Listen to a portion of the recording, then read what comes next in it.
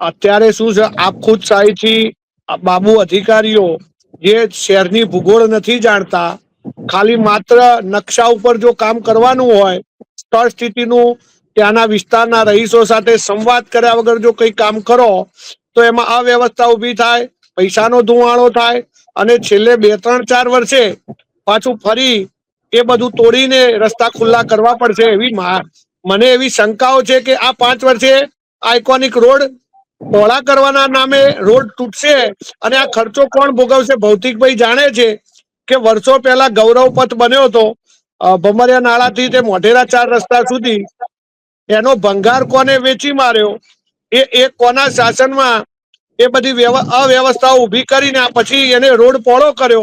પહેલા ગૌરવ પથના નામે રોડને સાંકડો કર્યો અને પછી પહોળો કર્યો. એટલે અવ્યવસ્થા છે. સરકારી અધિકારી આઈએસ હોય કે બીજા કોઈ મોટા કલેક્ટર હોય, એ મહેસાણા બહારના હોય, એમને બહુ સ્થાનિક લેવલની ખબર ના હોય. કાગળ ઉપર નકશામાં કશું જોવાય નહીં. દિલીપભાઈ, બરોડાનો નકશો દિલ્હીમાં ખોલીએ તો સારો જ લાગે, અમદાવાદનો સારો લાગે, પણ જયારે અમદાવાદમાં આવીએ અને જોઈએ તો ખબર પડે કે ભાઈ આ ના કરાય અને આ કરાય. તો ભૌતિકભાઈ, આ જે ત્યાં જે કંઈ થઈ રહ્યું છે તો એના માટે જવાબદાર કોણ છે? વહીવટદાર કોણ છે ત્યાં? ભાજપના નેતા